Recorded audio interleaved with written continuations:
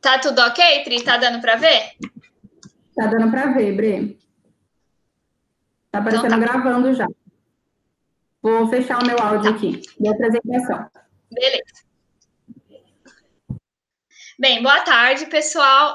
Hoje nós vamos fazer mais uma discussão, né, desse cronograma proposto. Hoje seria o último tema a ser abordado, tá? Então, nós vamos conversar um pouquinho sobre a abordagem às fraturas expostas.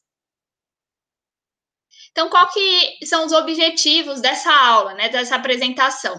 Nós termos em mente as etapas da abordagem do paciente com a fratura aberta, né, não só da fratura aberta, mas do paciente como um todo, entender um pouco a classificação dessas fraturas abertas. Eu trouxe também 2 casos clínicos para possíveis discussões e finalizar com abordando tudo que já foi falado nessas outras aulas, né, nessas outras discussões anteriores, que seria a tomada de decisão com base em ambientes pré-definidos. Então, aqui, nas fraturas abertas ou expostas, né, como podemos chamar, não vai ser diferente. Nós vamos tomar decisões considerando esses ambientes já pré-definidos, considerando todos aqueles pilares, né, que nós vimos em todas as outras aulas aí no tratamento das fraturas. Então, o que são as fraturas expostas ou abertas, como talvez seja mais correto de serem chamadas, né? Então, é a exposição do osso à contaminação do ambiente. Não necessariamente esse osso precisa estar exposto, mas existir uma comunicação entre ele e o ambiente externo, seja ali por uma ferida, que nós vamos ver mais à frente, que dependendo do tamanho dessa ferida, a fratura vai ser classificada com um tipo, né, uma numeração, mas de qualquer ferida, laceração que leve o contato, então, desse tecido ósseo com o ambiente externo, nós podemos já dizer que essa é uma fratura aberta, tá? Então, existindo a perda da integridade dos tecidos moles adjacentes, nós temos, então, a caracterização dessa classificação de fratura. Normalmente, são fraturas que envolveram um trauma de alta energia, certo? Então, em geral, são fraturas aí multifragmentares cominutivas. Nesse caso que eu coloquei de exemplo aqui, é uma fratura de linha simples, né? Que também pode acontecer, não necessariamente vai ser sempre cominutiva, mas em geral elas vão ser aí relacionadas a um trauma de alta energia. E normalmente também acontecem nos ossos de baixa cobertura muscular. Então, por exemplo, a tíbia é um osso muito comum de ter fratura exposta, o terço distal de rádio una também. Então, justamente por já ter uma baixa cobertura aí de tecidos moles, dependendo de como ocorre essa fratura, pode haver, então, uma ferida, uma laceração ou até mesmo a exposição do tecido ósseo além dessa pele. Então, aqui eu coloquei o porquê que nós separamos, muitas vezes, essas fraturas das fraturas fechadas, né? Então, elas têm um ponto que seria a contaminação. Então, aquela ferida, mesmo que muito pequena, vai estar levando ali um contato, né, do ambiente, aumentando os riscos de infecção daquele osso. A lesão dos tecidos moles, por si só, já é bastante danosa ao processo de consolidação óssea, como nós vimos também, a biologia é muito importante no processo de consolidação. E a lesão desses tecidos moles, que envolvem também a questão do comprometimento vascular, isso vai ser muito danoso em relação à biologia. Então, muitas vezes, aquela região que já tem uma baixa cobertura muscular, que já tem uma vascularização mais precária, vai ter ainda mais comprometimento, aumentando os riscos, então, de complicação na consolidação dessas fraturas, tá? Então, por isso que é tão, assim, temido essas feridas que podem ocorrer aí na região de uma fratura. E quais que são os objetivos do tratamento? Então, para relembrar, né, Os objetivos do tratamento geral das fraturas, eles se mantêm o mesmo. Ao final desse tratamento, eu espero ter a consolidação óssea, o retorno à função desse membro acometido e, bastante importante, que não haja sequelas, né? Então, aquele animal volte a apoiar, volte a ter uma biomecânica normal daquele membro, como se ele não tivesse tido aquela fratura, né, ao final desse tratamento. E um ponto também bastante interessante que é o objetivo é que seja o mais rápido possível.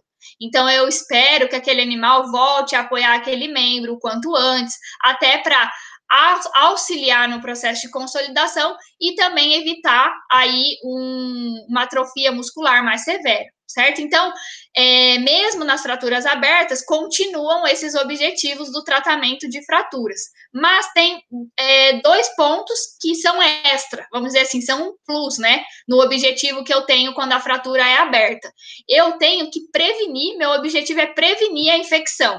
Então, normalmente são fraturas contaminadas, que eu quero evitar que vire uma infecção óssea, uma osteomielite, ou algo até mais severo, como uma septicemia, por conta daquela contaminação ali na ferida cirúrgica, certo? Na ferida, desculpa, pela fratura, que depois também nós vamos conversar mais adiante como manejar essa ferida. E, além disso, o objetivo de reparar a lesão desses tecidos moles, né? Não só a fratura em si, mas muitas vezes é necessário também uma atenção maior a como reparar esses tecidos moles, dependendo do quão extenso foi essa lesão. Lembrando aqui, né, os 3 pilares no tratamento de fraturas, eles continuam valendo. Então, a biomecânica, os fatores biomecânicos, como a estabilidade que vai estar envolvida ali naquele tratamento de fratura, a própria biologia, que nesse caso torna-se comprometida desde o começo, né? A gente já tem um comprometimento dessa biologia desde o início, e a parte clínica também, que é muito importante, que nós vamos ver aqui também, que normalmente, por serem traumas de alta energia, esses pacientes podem chegar politraumatizados e ter alterações, às vezes, muito mais severas do que a própria fratura, né? Então, considerar essa parte clínica, quem é o paciente que eu estou atendendo, quem é esse animal que chegou com essa fratura aberta para mim. Isso tudo realizado sob planejamento, certo? Nos leva ao tratamento ideal, a melhores resultados. Então, assim como as outras aulas que frisaram bastante sobre o planejamento, considerando todos esses fatores pré-definidos, aqui nós também vamos considerar. E quais que são os pilares, então, no tratamento das fraturas abertas? O primeiro ponto, a avaliação do paciente, certo? Então, muitas vezes essa fratura aberta, exposta, ela chama muita atenção, mas é preciso avaliar o paciente como um todo, certo? Ver se ele não está correndo risco de vida por comprometimento de funções vitais, se não tem algo muito mais grave ali acontecendo. Um segundo ponto, a classificação dessa fratura. Nós vamos ver não só a classificação, quanto a se é de linha simples, se é cominutiva, qual o terço que está envolvendo, mas também, no caso, qual o grau dessa fratura aberta, certo? Nós vamos ver mais adiante um exemplo de classificação. Um outro ponto muito importante aqui nas fraturas abertas é a terapia antimicrobiana, né? Nós vamos ver que ela é imprescindível quando se fala de fraturas abertas. E a seguir também, não só a terapia antimicrobiana, mas também o desbridamento, a lavagem, a irrigação abundante daquela região. E, finalmente, a restauração, tanto dos tecidos moles, quanto a estabilização dessa fratura. Então, basicamente, esses são os passos, as etapas que nós temos quando se fala de fraturas abertas. Então, aqui, mais uma vez, atenção ao politrauma, né? Então, esse paciente vai chegar com uma fratura, algo que chama muita atenção, às vezes é o que o proprietário está mais desesperado, mas, na verdade, aquele paciente pode estar com uma hemorragia abdominal, pode estar com uma ruptura diafragmática, ou até mesmo uretral, que é o caso dessa imagem. Então, checar todos os parâmetros vitais antes, acompanhar esse paciente e estabilizar, certo? Antes de fazer qualquer coisa com a fratura. Ah, mas e essa fratura? Ela vai ficar ali e eu não tenho que agir rápido? Sim, nós temos que agir rápido. Nós vamos ver que o tempo ele é muito importante para o prognóstico no tratamento dessas fraturas abertas, mas num primeiro momento, o que nós vamos fazer em relação à fratura? É só verificar se tem uma hemorragia local muito severa ali. No caso aí das fraturas abertas mais graves, eu posso ter uma ruptura até arterial, então isso eu preciso me atentar, né? Que se for o caso, se eu preciso fazer uma bandagem compressiva, um torniquete, mas algo ali no momento, certo? Ou até ligar aquele vaso, dependendo de quão extenso esteja isso. E um outro ponto que eu posso fazer, que é coisa rápida, ali durante o tratamento emergencial, é proteger a ferida. Então, colocar ali uma compressa estéreo ao redor daquele membro, mas deixar ele quietinho ali enquanto eu estabilizo o paciente, enquanto eu vejo as funções vitais, o ABC do trauma, né? Então, respiração, a circulação, todos aqueles pontos que podem levar aquele paciente a óbito, certo? Tendo feito isso, estabilizado, né? Então, nós vamos dar enfoque à fratura em si. Eu coloquei aqui a classificação bastante resumido. Nós vamos ver, né? Se olhar a literatura, tem diversos tipos de classificação para as fraturas abertas. A mais utilizada é a de Gustilo-Anderson, certo? Que ela busca realmente graduar a gravidade dessa fratura aberta.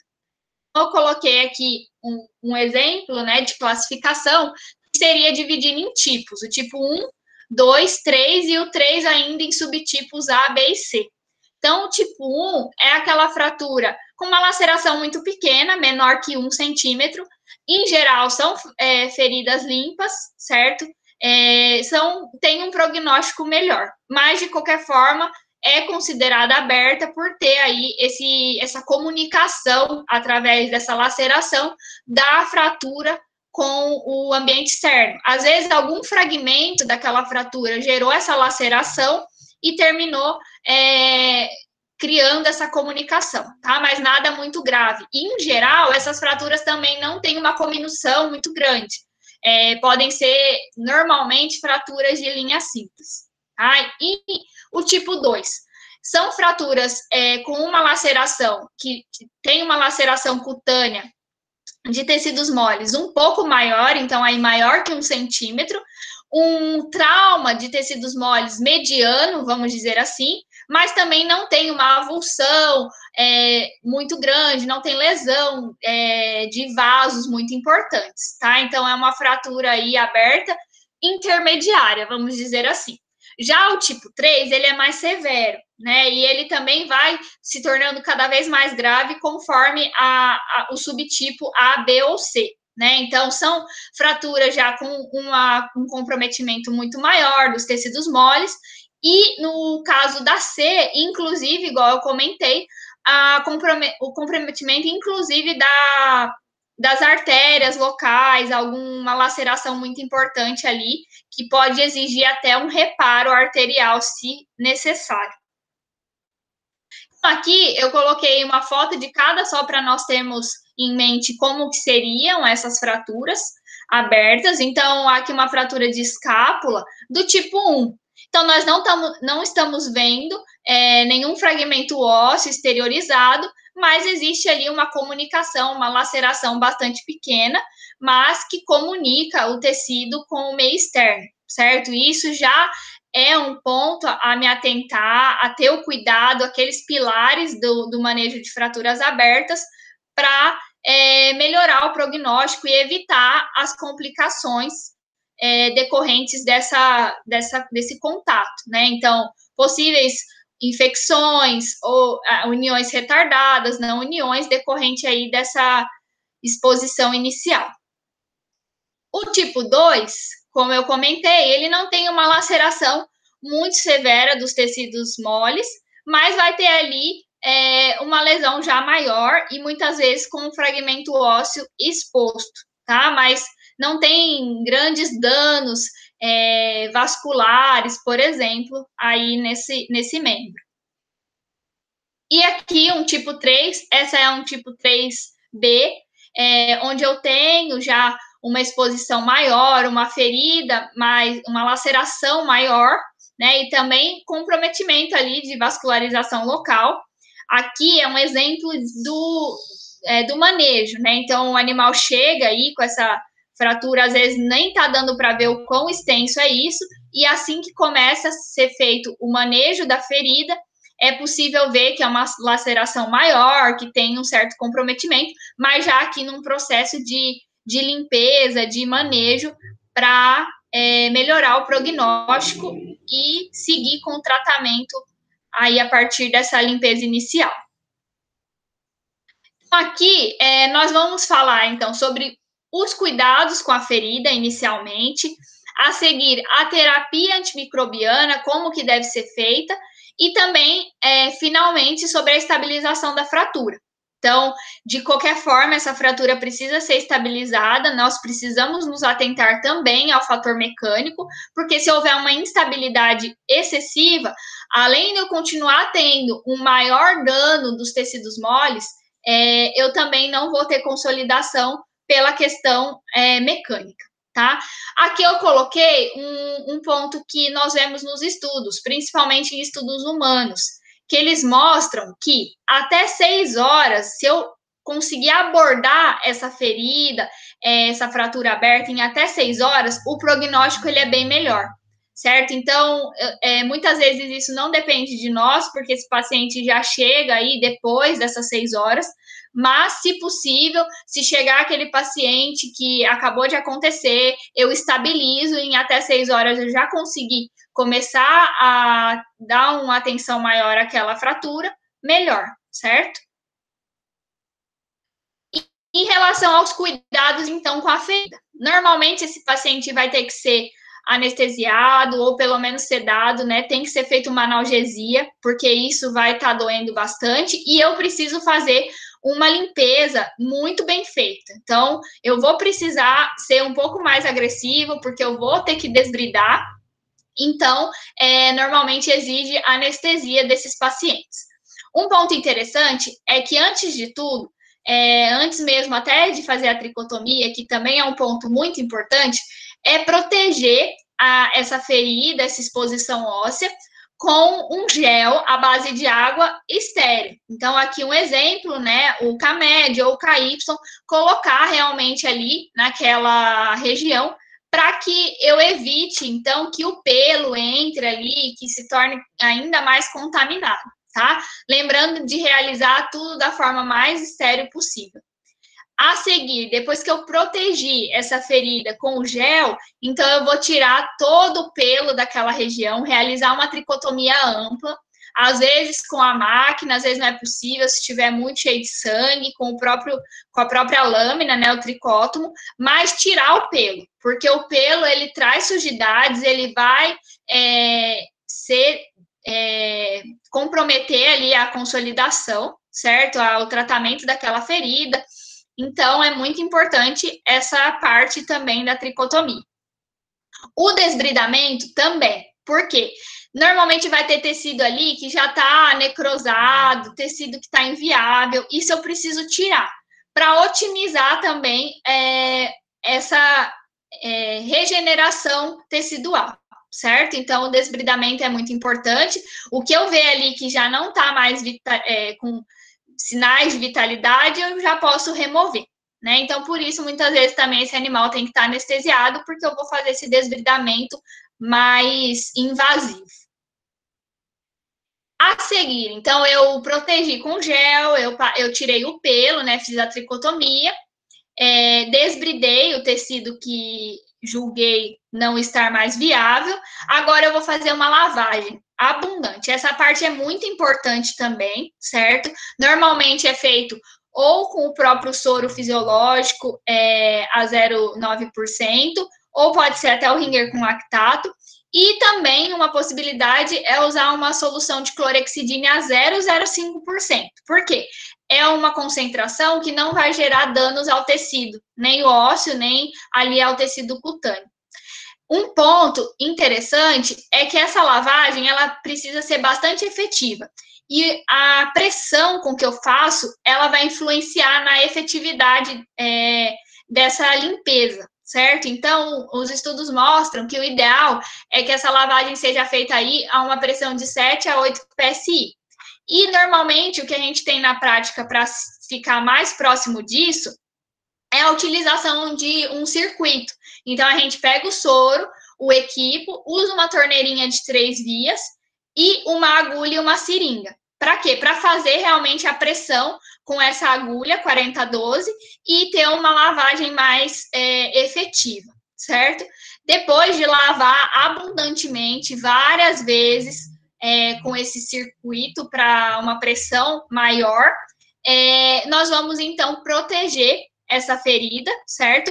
Com uma bandagem provisória externa. Muitas vezes não é possível ainda nesse primeiro momento realizar a estabilização da fratura já logo de cara, mas precisa ser feita então uma bandagem, pelo menos provisória, para contenção de danos, né? Tanto ali, igual eu comentei, enquanto não tiver estabilizada aquela fratura, aqueles fragmentos podem continuar gerando trauma aos tecidos moles e aumentando a ferida e tornando cada vez pior aquela situação. Então, uma bandagem aí é sempre bem-vinda se não for feita a estabilização no primeiro momento, certo? Que normalmente não é feito, porque normalmente a gente usa desse primeiro momento para fazer essa limpeza, para fazer o antibiótico, para estabilizar aquele paciente, e assim que tiver uma condição melhor, o quanto antes, nós vamos estabilizar a fratura. Então, dependendo, igual eu comentei em relação ao reparo dos tecidos moles, dependendo da extensão dessa ferida cutânea, eu preciso de uma cirurgia reconstrutiva em conjunto. Então, que pode ser planejada junto com o dia de estabilização da fratura, como, por exemplo, um enxerto cutâneo, ou até mesmo um flap, que seja ali, dependendo da região que seja possível, certo? Porque o tratamento por segunda intenção, ele é possível, dependendo de quão lesado está. Se a ferida for muito extensa, vai demorar muito para aquele tecido epitelizar e ter uma regeneração por completo. Então, a cirurgia reconstrutiva pode ser bastante benéfica em conjunto com a estabilização da fratura.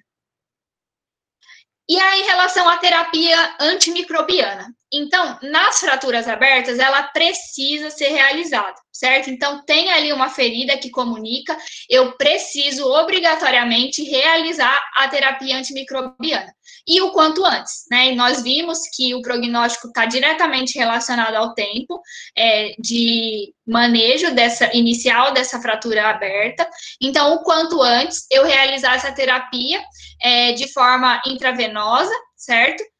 Nós vamos ver a seguir os antibióticos que são recomendados, mas normalmente são antibióticos de amplo espectro, tá? Num primeiro momento vão ser realizados esses antibióticos, mas lembrando que nós precisamos sempre fazer cultura e antibiograma para continuidade do tratamento com um antibiótico que realmente seja efetivo e para entender qual é a bactéria que pode estar ali naquele meu ambiente de fratura. Um ponto bastante importante também é que nos estudos, eles veem, a partir dessa cultura, que normalmente as bactérias que estão ali, elas são bactérias do ambiente hospitalar. Então, isso é bastante sério, porque normalmente essas bactérias são resistentes a muitos antibióticos, então é preciso ter cuidado no manejo dessa ferida, porque se eu não realizar de forma estéril, se eu não tiver um controle do meu ambiente, eu posso estar piorando ali, levando uma bactéria ainda pior para o meu ambiente de fratura. Então, normalmente, se são fraturas do tipo aberta, tipo 1 ou 2, indica-se o uso de cefalosporinas de primeira ou segunda geração, certo? Se for de tipo 3, que é uma ferida mais extensa, normalmente com um grau de contaminação muito maior, associa-se uma fluoquinolona juntamente com a cefalosporina para o tratamento aí inicial. A continuidade, igual eu comentei, é essencial que seja realizada baseada na cultura e antibiograma. Então, eu realizei a limpeza, eu faço a cultura, Normalmente, se for realizada uma cirurgia, vai ser repetida essa cultura, para a gente sempre entender com o que a gente está lidando e qual antibiótico é realmente efetivo, certo? Em relação a antibióticos locais, é possível, mas não se usa muito de primeiro momento, certo?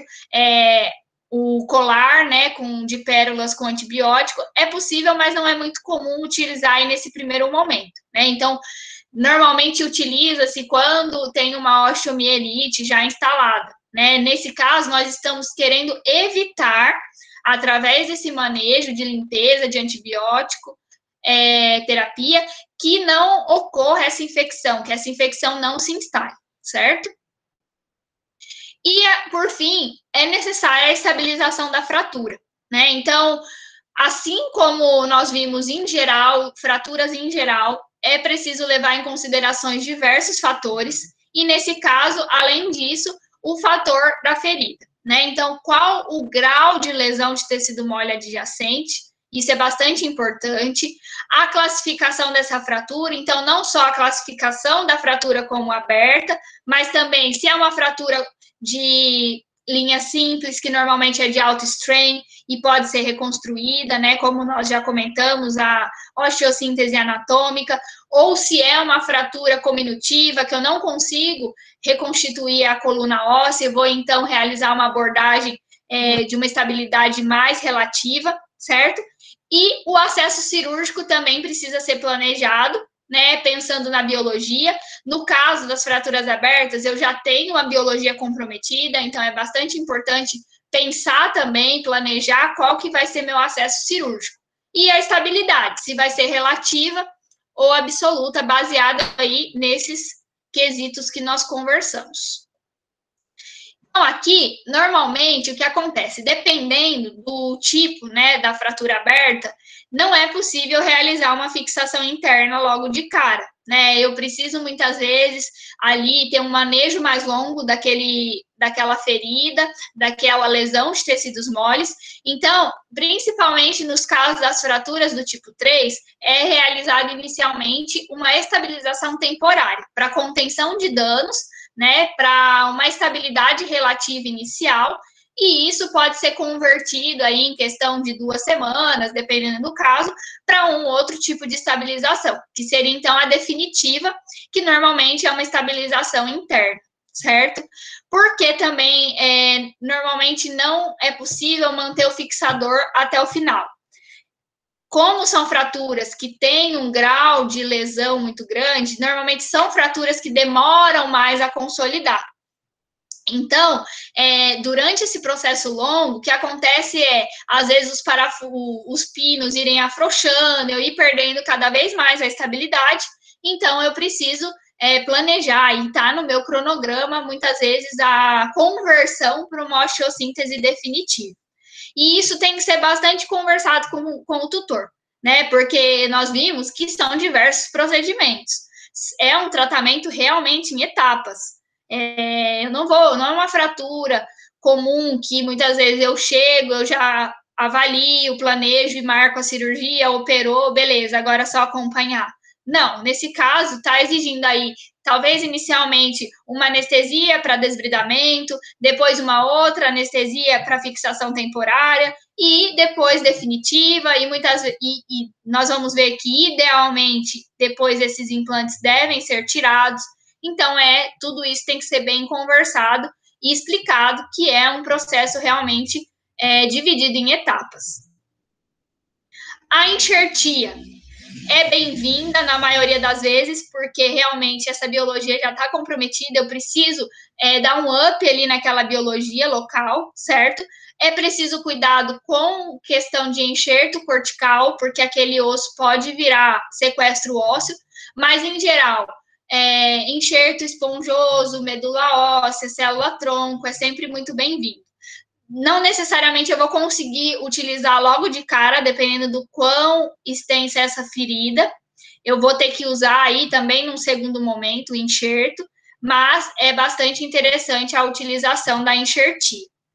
O acompanhamento radiográfico deve ser frequente, certo? Principalmente, igual eu comentei, se for feito temporário, aqueles pinos podem ir afrouxando, eu posso começar a ter um sinal de osteomielite, que eu preciso conter aquilo quanto antes. Então, o acompanhamento, normalmente, ele é ainda mais frequente do que um tratamento de fraturas habitual, né, de fraturas fechadas.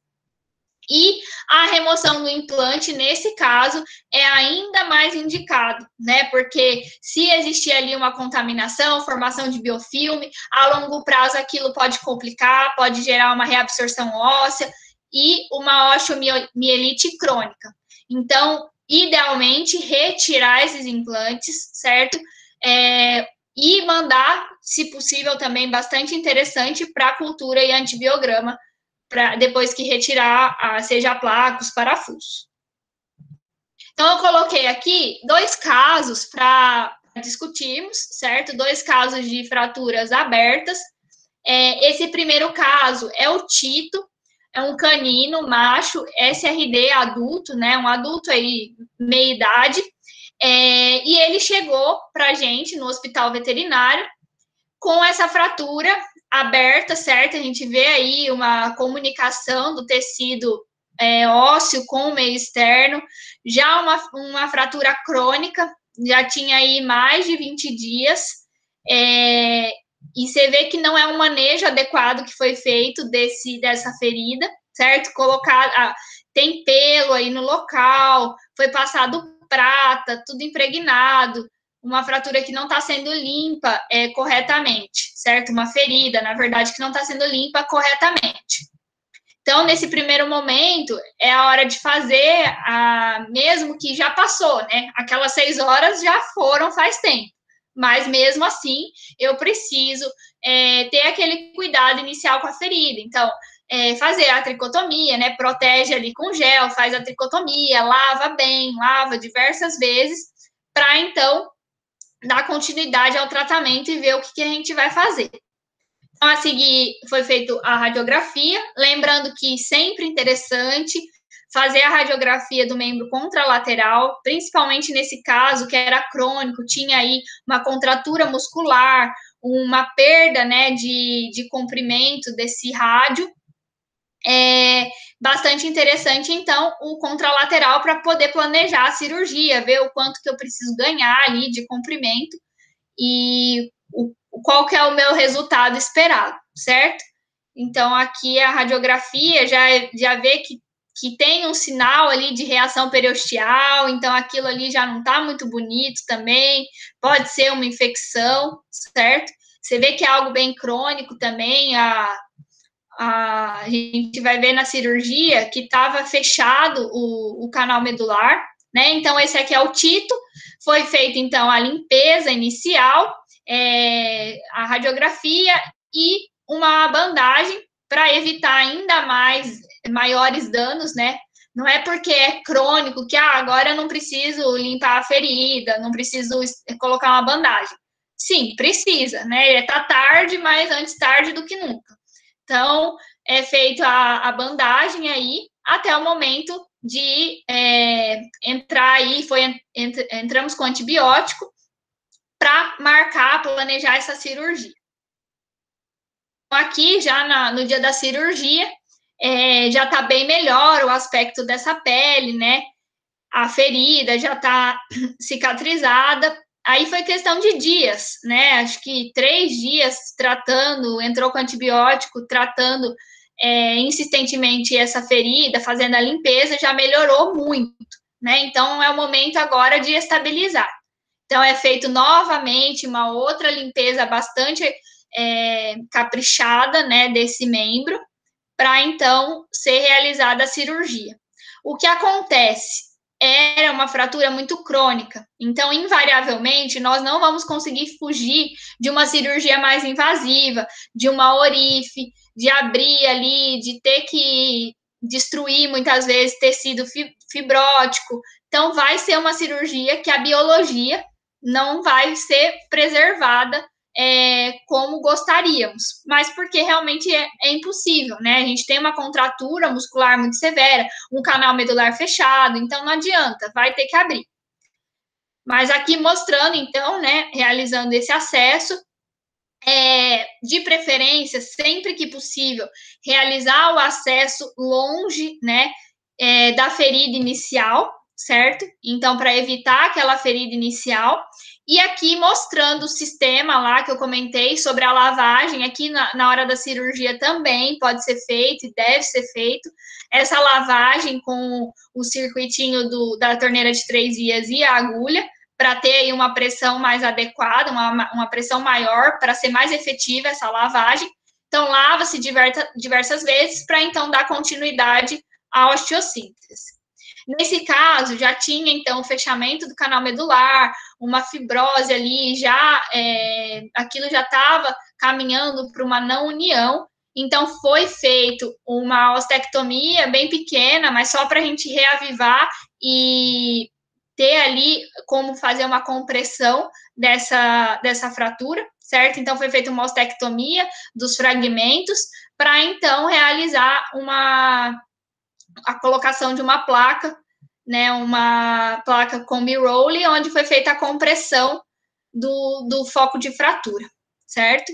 E, nesse caso, nós também fizemos enxertia de medula óssea. Então, ao final da cirurgia, foi aplicado medula óssea no local da fratura. Então, aqui, o raio-x pós-operatório, né, nós temos aí uma perda de comprimento, mas isso vai ser compensado, né, tende a ser compensado, se todo o resto der certo. Uma coisa também que era bastante complicada, que no que a gente acessou, ele já tinha a ruptura dos tendões aqui da região distal, então isso também comprometia aí a questão de retorno, né, à função, né, isso a gente já esperava que isso ia ser longo, mas de qualquer forma estávamos ali na luta, né. E aqui, vamos ver se vai passar, é o vídeo do Tito. É um caso um pouco complicado de acompanhar, porque os tutores não levavam sempre no retorno, mas aqui já era questão de uns 3 meses depois, né? Não foi rápido, precisou de fisioterapia, e ele apoiando muito bem esse membro torácico direito aí na consolidação óssea.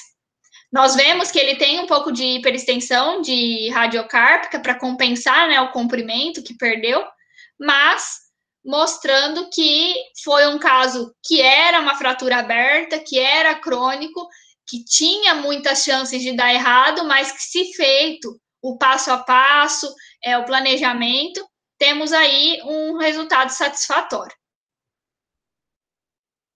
E eu coloquei um outro caso também para comentarmos essa possibilidade. Então, a cirurgia minimamente invasiva, né, a osteossíntese minimamente invasiva, como a Ana comentou na discussão passada, é muito bem-vinda em relação a essa questão de fratura exposta, né, fratura aberta, se possível, certo? Porque nem sempre é possível, igual no caso do Tito, era impossível realizar uma osteossíntese minimamente invasiva numa fratura de 20 dias, encavalada, cheia de fibrose, tá? Então, mas quando é possível, quando aquela configuração da fratura permite uma osteossíntese minimamente invasiva, é muito bem-vindo que eu realize. Por quê? Nós vemos aqui que é uma tíbia, né, com uma ferida até importante aí, um comprometimento da vascularização bastante importante, um hematoma, certo? Então, assim, já está lesionado esses tecidos moles. Quanto menos eu lesionar na hora da cirurgia, melhor, né? Melhor o prognóstico. Então, se possível, aí aqui a gente tem um caso onde foi feita, então, a osteossíntese minimamente invasiva com placa, MIPO, né? Então, aqui a criação dos portais proximal e distal dessa fratura, conferindo o tamanho da placa, que foi definido no planejamento, a realização, então, do túnel epiperiosteal para a passagem da placa, a passagem da placa e a fixação proximal e distal com parafusos bloqueados. E aqui é o final do procedimento. Então,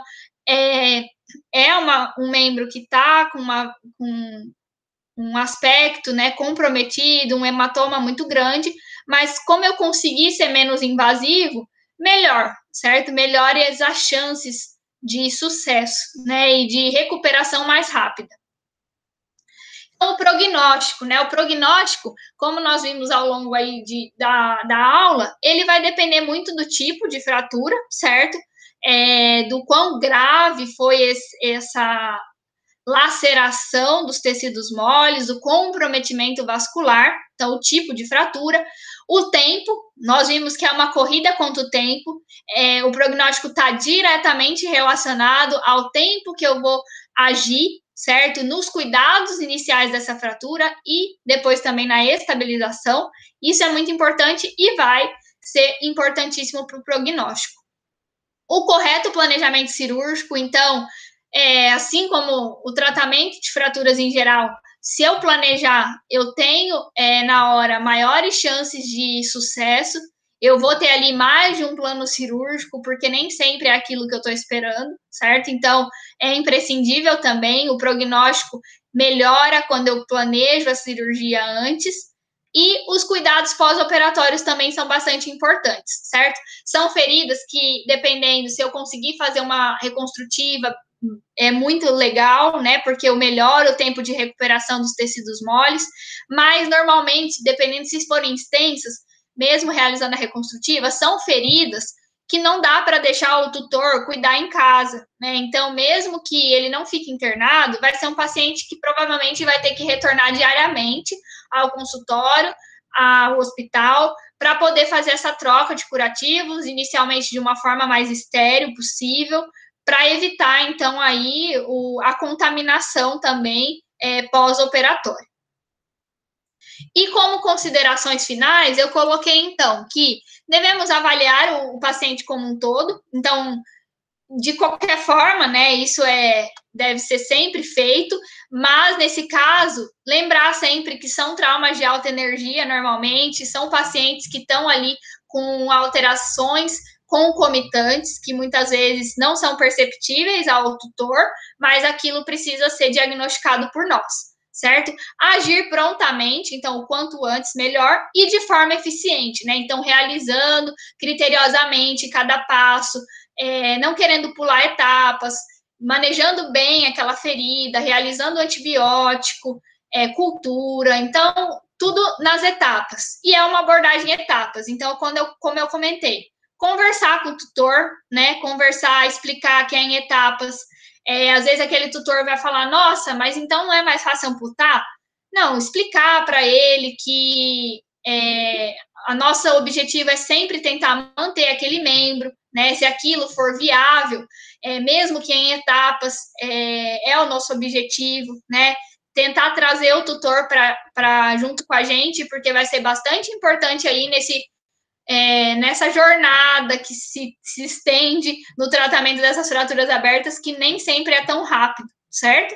E o planejamento, mais uma vez, baseado nos ambientes pré-definidos, que é aí o ponto-chave de todas essas discussões que nós estamos tendo, né, que é o ponto-chave do módulo 1 que nós tivemos presencial, saber planejar baseado naquele ambiente que eu tenho ali. Então, quem é o animal, qual é a fratura, qual é a condição biológica. Então, isso também aqui ainda mais torna-se importante, certo?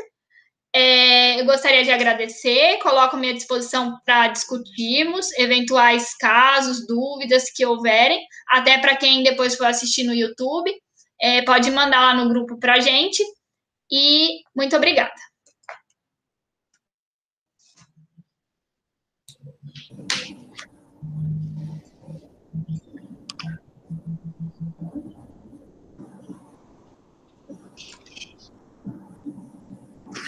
Olá, Brenda, parabéns aí, obrigado pela sua palestra, foi bem legal. Obrigada, Enrico. Eu queria trocar uma ideia com vocês aí. Sim. A gente tem feito tratamento, a gente pega muita fratura aberta aqui, é uma coisa, né, muito trauma. Nossa, eu nunca trabalhei num lugar que tivesse tanto trauma, muita fratura exposta. E às vezes aparecem umas coisas bem feias, grau 3, tá? e nós temos feito igual você ensinou aí, né? Mas no último curso que eu consegui fazer da O, o pessoal estava repensando esses modos de fixação em 2 etapas. Tinha uma galera testando placa bloqueada, métodos de fixação um pouquinho mais resistentes, mais duradouros. Logo de início, né? E eu queria saber o seguinte, se vocês têm feito alguma coisa nesse sentido em jabuticabal, tem tentado, eu ainda não tive coragem de tentar fazer isso, não. Aí eu queria saber isso de vocês, se vocês têm tentado aí, se têm tentado, o que vocês têm observado?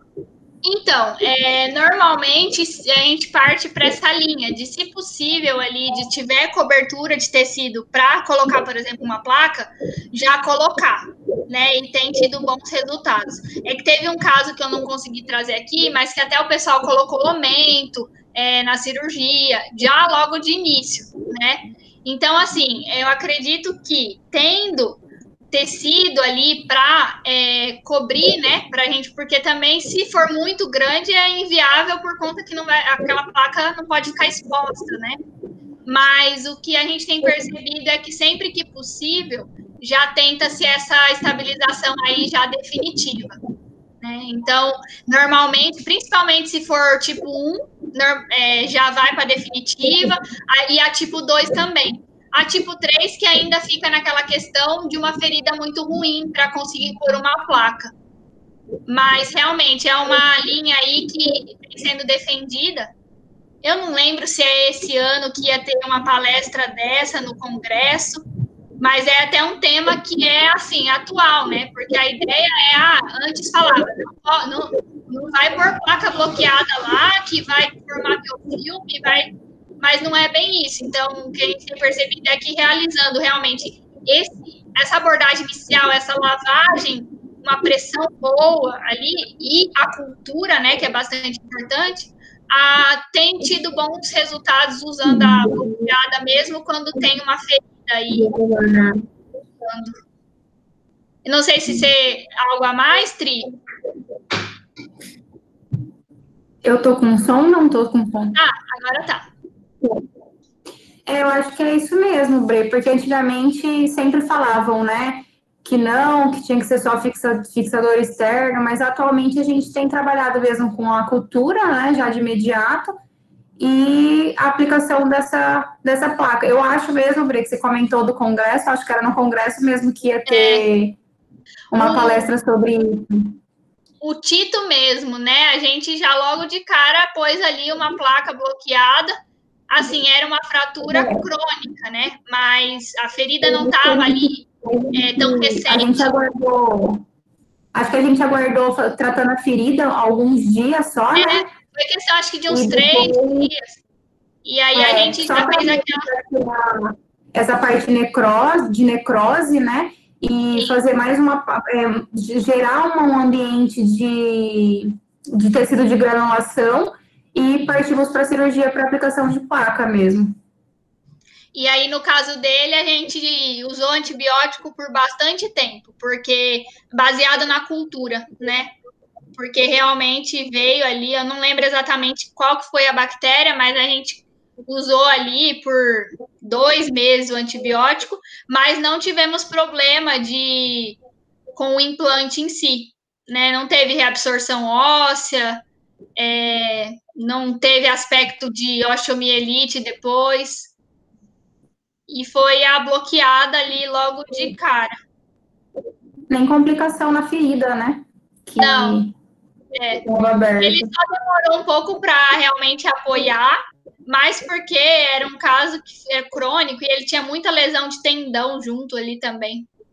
Mas eu acho que é bem nessa linha, Endrigo, de, dependendo, se for possível, em questão de cobertura ali da placa, normalmente a gente já coloca uma fixação mais estável logo de cara. Não, entendi. Mas a minha dúvida é justamente, eu concordo plenamente com tudo, a minha dúvida, na verdade, é na que não dá para reconstruir, que você tem aquele desnudamento grande do osso, será que daria para colocar uma placa exposta, né? Porque tem na medicina humana, eles têm colocado até por cima da pele, né? Entendi. é nesse sentido, assim, que eu queria saber se vocês têm feito esses casos mais de estar no tipo 3, né? Tipo 3, que você não consegue reconstruir. Se conseguir reconstruir, eu acho que é válido, né? Partir para um definitivo. Agora, aqueles casos que você não tem como reconstruir, e às vezes, para tentar não ter que fazer uma segunda reintervenção. Na verdade, de qualquer jeito, é difícil, né? Esses casos Sim. mais graves. Na verdade, assim, eu, pelo menos o tempo que a gente está aqui, eu nunca vi nenhuma, assim, de grau 3 que tenha partido logo para a placa. A gente pode até depois mandar no grupo, ver se o professor Bruno acompanhou algum caso, né, que foi feito assim. Mas eu acho que ainda o mais comum é até o 2 ainda tentar a definitiva, mas nessas muito extensas ainda se usa. É que como aqui tem a reconstrutiva, dependendo de alguns casos, já teve casos que eu vi que os residentes, há um tempo atrás, fizeram e colocaram enxerto. Então, lançaram mão do enxerto cutâneo junto com uma estabilização definitiva, né? Que talvez seja aí um cenário bacana, porque eu não vou ter aquela placa totalmente exposta, né? Sim. Não, beleza. Outra coisa que eu queria te perguntar, eu acho que até você falou isso na palestra, mas eu dei uma cochilada, né? A questão da obrigatoriedade de retirada de placa. Aqui a gente tem muito tutor bom, mas tem muito tutor ruim. A gente teve no último ano, que eu lembro, 2 casos que eram fraturas expostas, grau 1, tranquilo, a gente tratou definitivo de clara, só que o pessoal não voltou para tirar. E 2 desses casos, o que aconteceu? Desenvolveu biofilme, desenvolveu infecção, e eles voltaram com refratura, foram umas placas relativamente curtas que a gente tinha colocado, e com refratura no final da placa ali, né? Então, depois disso, eu tenho orientado os meninos, tenho orientado os tutores, né? Batido muito nessa tecla, né? Sim. Aí eu falei assim, o que vocês têm visto aí? O pessoal volta para tirar? Então, a gente sempre recomenda também. Normalmente a gente recomenda até para as fechadas, né? E principalmente de rádio una. Eu não sei se eu travei. Eu travei, Tri? Não, Bre. Acho que foi a do Andrigo. Você tá dando para ouvir, Andrigo? O dele tá travado. Eu acho que travou. Vamos ver se ele...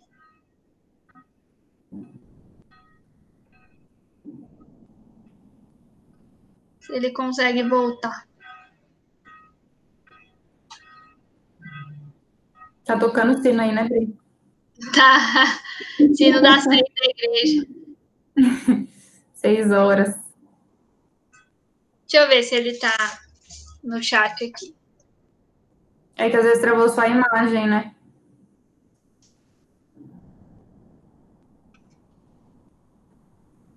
Acho que ele caiu. Vamos ver se ele volta. Se alguém mais tiver alguma dúvida também. Acho que ele voltou. Oi, Rodrigo, travou. Na verdade, a minha internet caiu aqui, tá querendo chover, aí dá esse problema. Não, então eu percebi que travou, mas respondendo, né? A gente também tem recomendado, não só nas abertas, né? Mas também, principalmente em rádio una, que a gente tem depois o problema do stress protection. Então a gente tem recomendado, mas a gente tem essa dificuldade que vocês têm também. E o Tito mesmo, né? Já foi difícil de acompanhar o pós-operatório, depois ele sumiu, né? Então, realmente, e aí depois quando volta já porque complicou, né? Mas a gente sempre recomenda, principalmente nessas que eram abertas, a obrigatoriedade aí de tirar, né? Por conta do biofilme, chance de reabsorção óssea depois. Mas, infelizmente, a dificuldade é a mesma que vocês.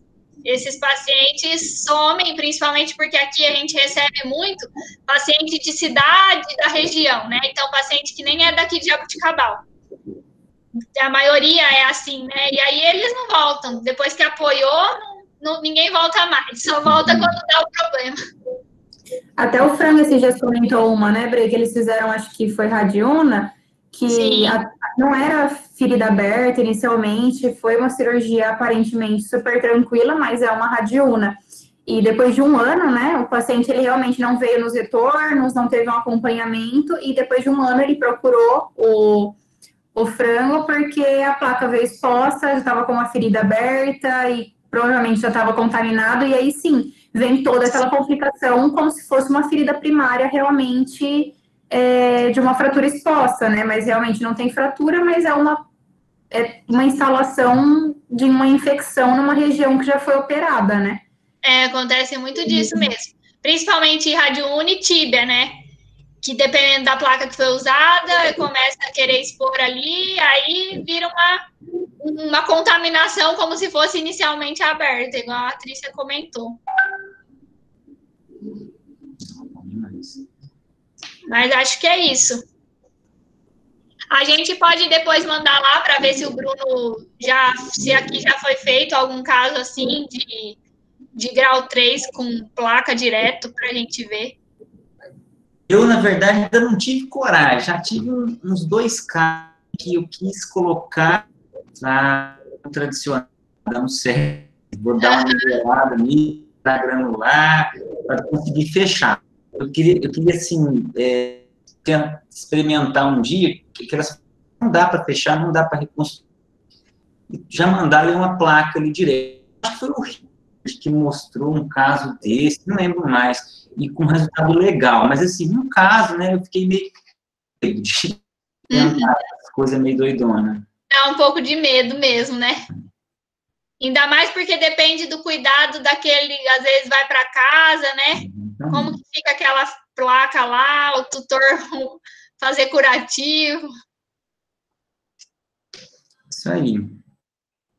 Eu queria fazer uma outra pergunta, que não tem a ver com a fratura exposta, mas é uma coisa que eu também tenho tido dificuldade com alguns, você tem dificuldade com esse caso que você apresentou aí. Chega para fraturas crônicas, crônicas mesmo. E aí aquele negócio toda cavalgada, aquela contratura, né? E eu tenho optado por, na verdade, não tenho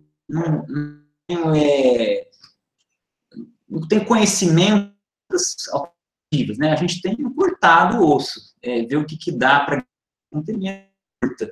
Só que algum encurtamento significativo, né? Não sei, igual no caso que você mostrou, parece que tirou um pedacinho do osso, né?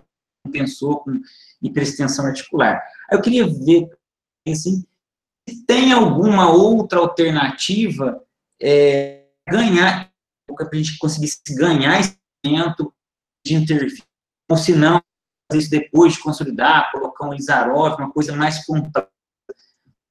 O que vocês têm feito nesse sentido aí? Então, eu acho que nesses casos, se for muito comprimento, o Ilizarov é uma boa opção, né? Porque aí você consegue ali ir distraindo. Então, é uma opção, quando é muito, né? Você vê que não vai compensar com a hiperextensão, por exemplo. Aí eu acho que realmente o caminho é o Ilizarov para tentar fazer uma distração ali ao longo do tempo, né? Para ir ganhando tecido. E fazendo lento, né? Porque quando é muito grande, muito essa distância, é até ruim fazer ela de forma já... Sim, e fazendo realmente no pós, né? O ajuste daquele implante. Sim. Deu para ouvir, Rodrigo, que você travou um pouco? Deu, perfeito. Para distâncias muito compridas, o melhor seria o Ilizarov mesmo, porque o fixador externo em si, não tem como você ir regulando isso, né? Eu já tive um caso, tendência ainda, faz tempo, e a gente ganhou uns fixadores lineares que tinham como fazer distração. Bacana. É que dura um pouco, né? Vai durar 120 sem mexer, na melhor das hipóteses, né? É um tempo muito para distração. Eu lembro que, na época, a gente teve que reintervir os aróis. Não teve que fazer outra coisa depois. Não, beleza. E só comprar duas, eu brinco com os meus alunos, com os meus colegas, a gente aprende mais com os erros, às vezes, do que com os acertos, né? Mas é isso mesmo. Tive duas ciladas que eu aprendi bastante com isso. Uma delas foi questão da lavagem da ferida, né? A gente fez igual você ensinou, e aí no finalzinho fazer uma lavagem com Clorex, né? E aí tinha esquecido de colher a cultura,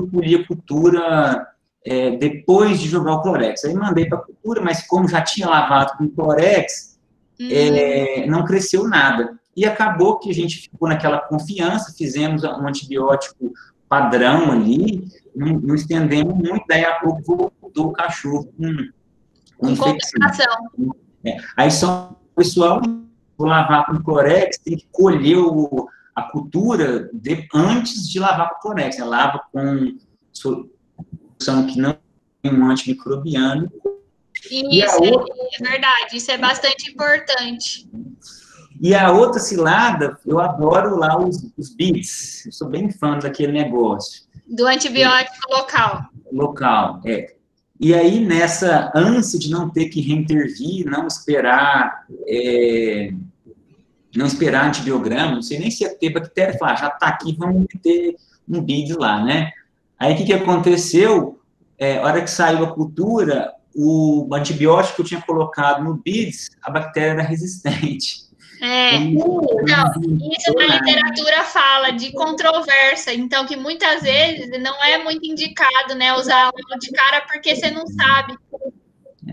Aí depois usado depois, né, quando precisa. Aí era isso, eu queria contar isso aí para a galera não cair nessas ciladas.